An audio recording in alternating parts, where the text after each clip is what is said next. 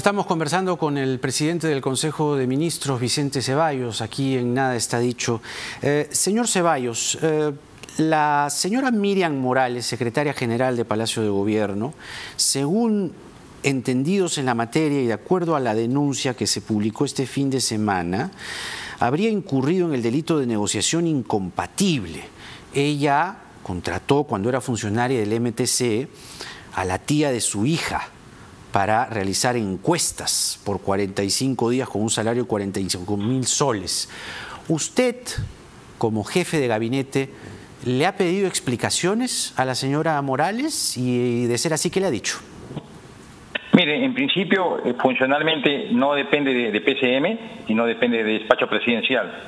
No obstante, al ser un funcionario relacionado al Poder Ejecutivo, se les ha pedido las explicaciones, pero de explicaciones de carácter formal, no escritas. Aún estamos a la espera de esta documentación. Pero lo segundo, entiendo que el Congreso también ya ha asumido cartas en el asunto, también que el Ministerio Público ha dispuesto una investigación preliminar. Hoy, como gobierno, nos vamos a llenar a cualquier nivel de investigación que se dé. Lo importante es la transparencia y poner a disposición de las instancias jurisdiccionales todo lo que sea necesario para el esclarecimiento, deslinde y, si corresponde, las sanciones pertinentes. Porque así como se resiente usted la actuación del Congreso, que perturba, que no deja la atención debida y necesaria a atender la pandemia, casos como estos también generan ruido. Casos como estos también distraen, y los distraen a ustedes y distraen al país respecto a una situación que no debió haber ocurrido. De acuerdo a la investigación y conforme esta avance, mañana va el fiscal Avia a Palacio, ¿ustedes tomarían acciones drásticas? Es decir, ¿cabe en el escenario que pidan eventualmente la separación de la señora Morales?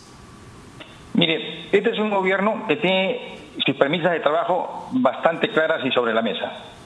Lucha frontal contra la corrupción, transparencia. Si el curso de las investigaciones evidenciara que hubiera un grado de responsabilidad, que no quepa la menor duda que se va a deslindar y tomar las acciones que correspondan. Pero en este caso estamos ante un proceso todavía que está en proceso inicial y veremos cómo evoluciona. Porque, a ver, la situación es complicada, ¿no? Porque allí tiene que haber una investigación y se tiene que verificar si la señora Morales primero fue la que ordenó o recomendó a esta persona, Mere Vidal, y si el trabajo de las encuestas se realizó y además si era necesario en este momento, teniendo en cuenta que la joven no contaba con título cuando se le contrata y se había registrado como proveedora del Estado solo 3 semanas atrás. ¿Eso no le despierta sospecha, no le despierta irritación, no le despierta cuando menos un cuestionamiento?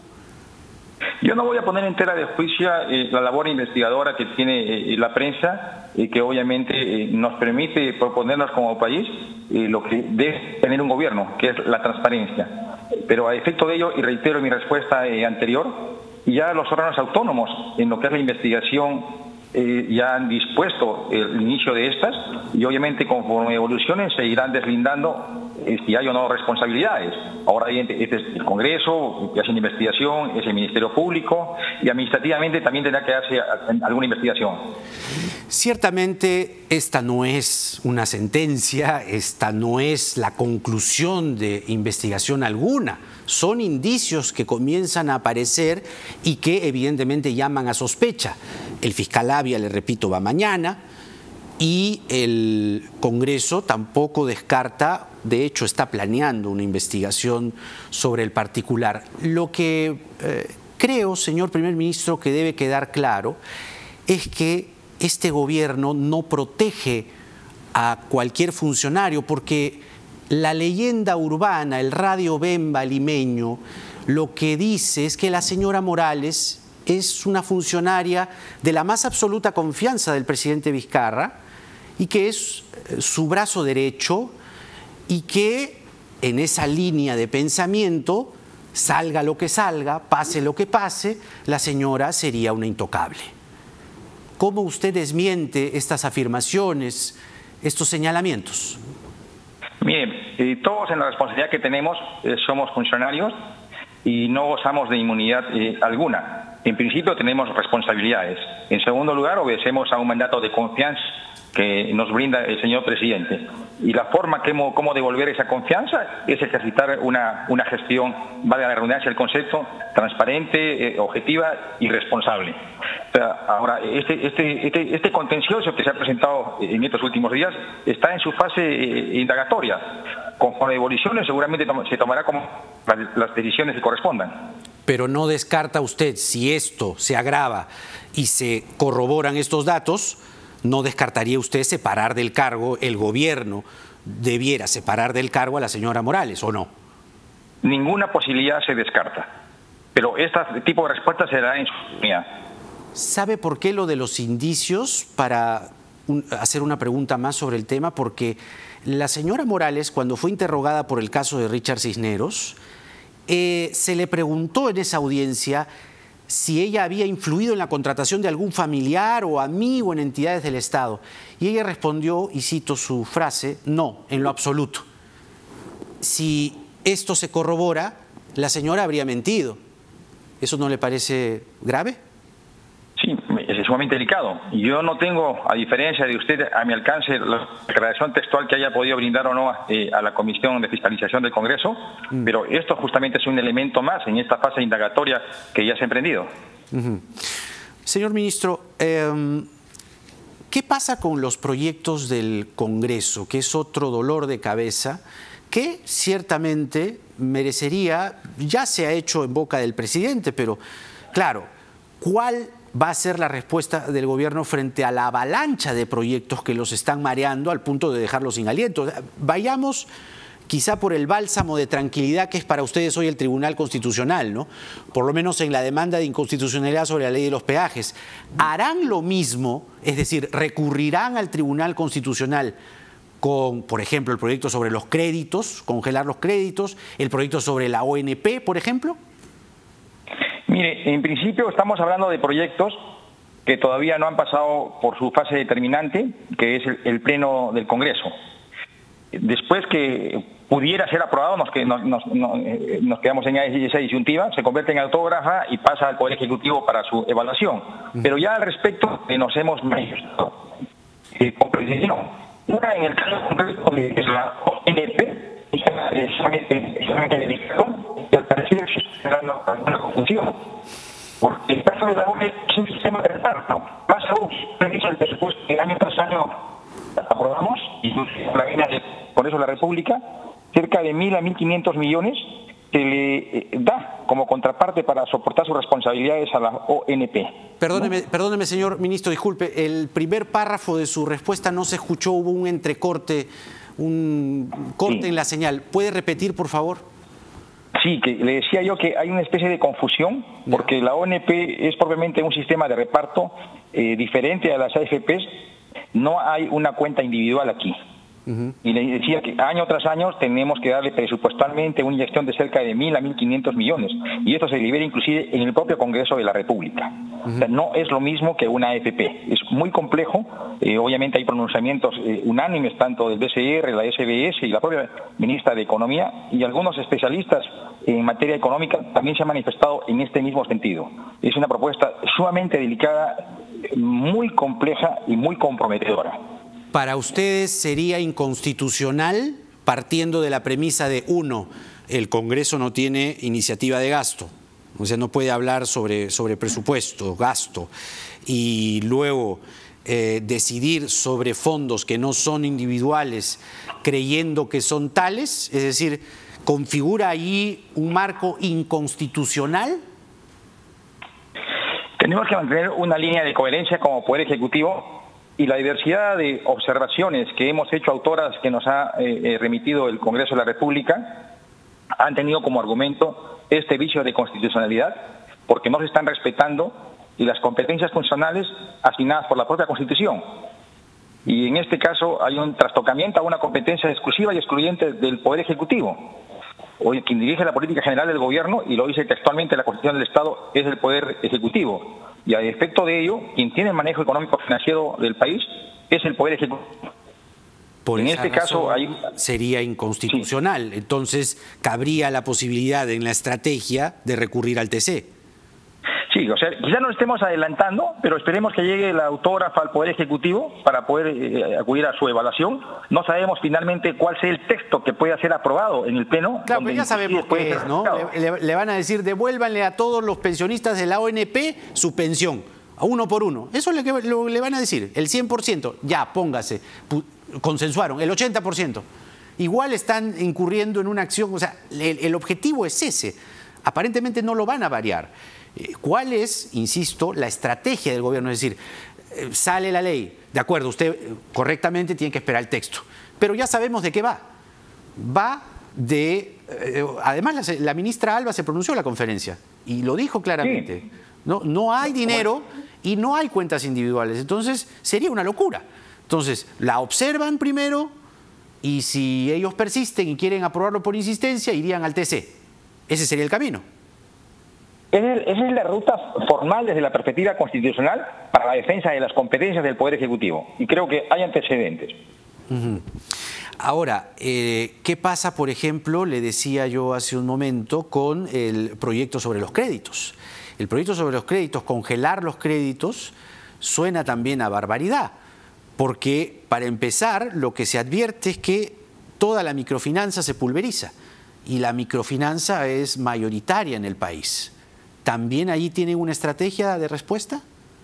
Casi la misma alineamiento procedimental se seguiría.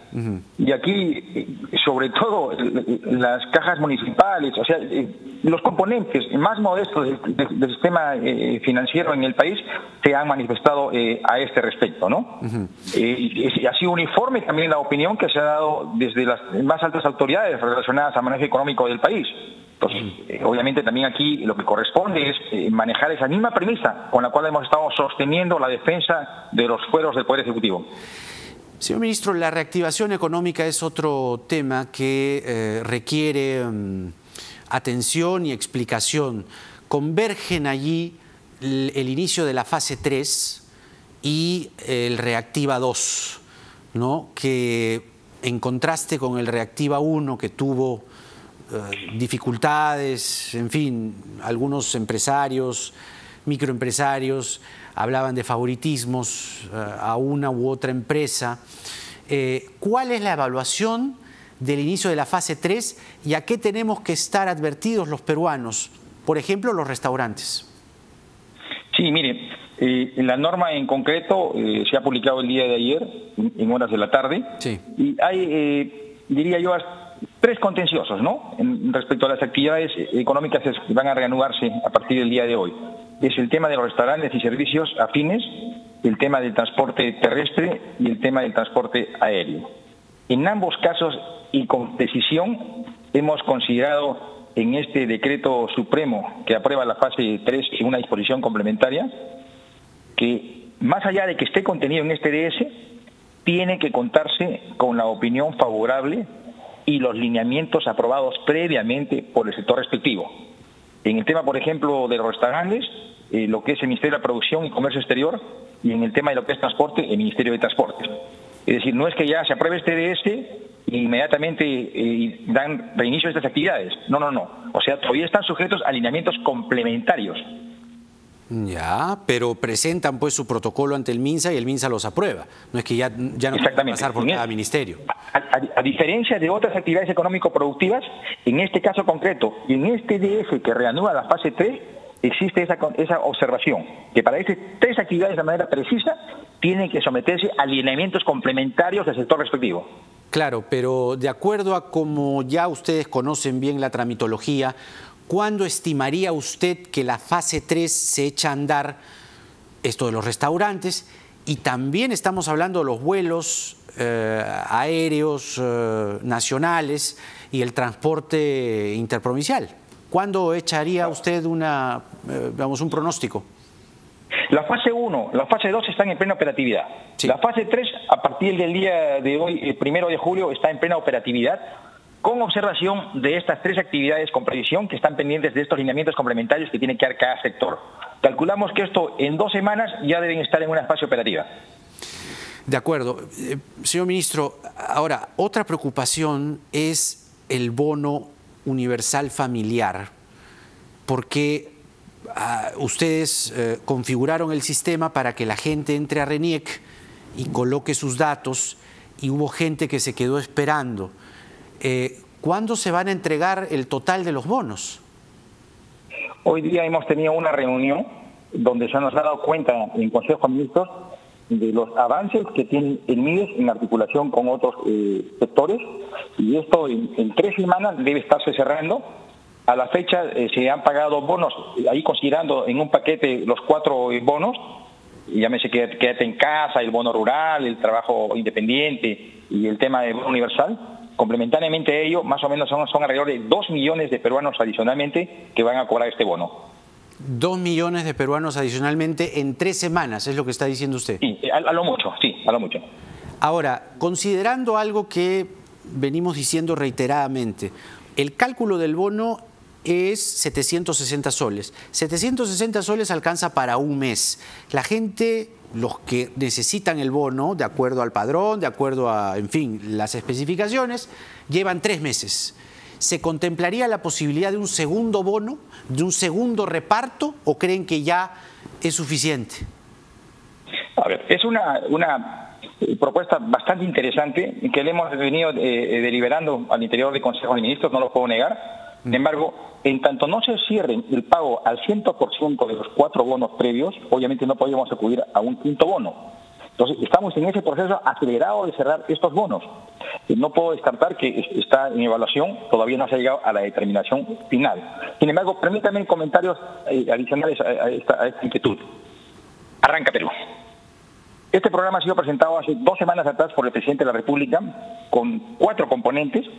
Uno relacionado a lo que es caminos vecinales con transportes, Trabaja Perú, lo que significa el Ministerio de Vivienda con agua potable y también mantenimiento vial, y las llamadas unidades ejecutoras a través del Ministerio de Agricultura. Tiene una asignación presupuestal de cerca de 6.000 millones y en perspectiva de generar 1 millón de puestos de trabajo. Es decir, también persigue el generar fuentes y oportunidades laborales que también son un soporte para la alicaída economía de los peruanos. Igualmente también el día de hoy, y es bueno decirlo, hemos aprobado el FAE agrícola. La semana pasada aprobamos el FAE turismo. En ambos casos es con un presupuesto de 500 millones respectivamente para apoyar el último caso de lo que es el FAE agrícola, para apoyar al pequeño agricultor. Entonces, son medidas también complementarias que acuden a una mejora de la economía integral en nuestro país. De acuerdo. Entonces, sobre todo el agrario, ¿cuál es el impacto que se está previendo, y en el turismo también? ¿Cuál es el impacto? Sí. En el turismo son, déjenme revisar cifras, en el turismo son alrededor de 240.000 empresarios, sí. Que van a tener la opción de acogerse a este FAE de turismo. En el caso del FAE agrícola, casi un número similar, pero este está direccionado más a lo que es el pequeño agricultor, que ha también tenido graves afectaciones por lo que ha sido la suspensión de actividades y esta pandemia. Muy bien, señor Vicente Ceballos, le agradecemos por esta entrevista, por la deferencia con nosotros, por los anuncios que ha hecho esta noche, y bueno, en todo caso nos quedamos con la evaluación que ustedes están haciendo permanentemente de este momento post-cuarentena, y a estar muy atentos porque por lo menos en el día de hoy, día número 1, las cosas no han estado del todo bien, ¿no? No ha habido un comportamiento social acorde con las circunstancias, ¿no? Pero permíteme, Jaime, esta guerra la ganamos todos, autoridades y especialmente ciudadanos. Y a los ciudadanos, obviamente, son parte y protagonista principal de este delicado contencioso que tenemos contra esta pandemia, que acuda a su autodisciplina, quedándose en casa, evitando aglomeraciones, obviamente ayudándose a sí mismo, a su familia, a su comunidad. Creo que esta es una oportunidad como pocas en las cuales todos los peruanos tenemos un rol, un protagonismo de ayudarnos a nosotros mismos. El señor presidente del Consejo de Ministros, Vicente Ceballos, con nosotros. Muchas gracias por esta entrevista, señor Ceballos. Que tenga buena noche. Muy bien, ha sido entonces el presidente del Consejo de Ministros con nosotros. Varios anuncios, los vamos a ir comentando en nuestra programación, en fin, en nuestros resúmenes noticiosos, tanto en la televisión como en la radio, también en nuestra web. Vamos a hacer la pausa en el programa y vamos a regresar con Raghi Burgum, justamente. En un momento, Raghi Burgum es investigador, es especialista en proyectos geoespaciales, sigue además de cerca el movimiento de las cifras del coronavirus en nuestro país y vamos a mirarlas justamente hoy en el día número 1 de la nueva convivencia, porque nada está dicho.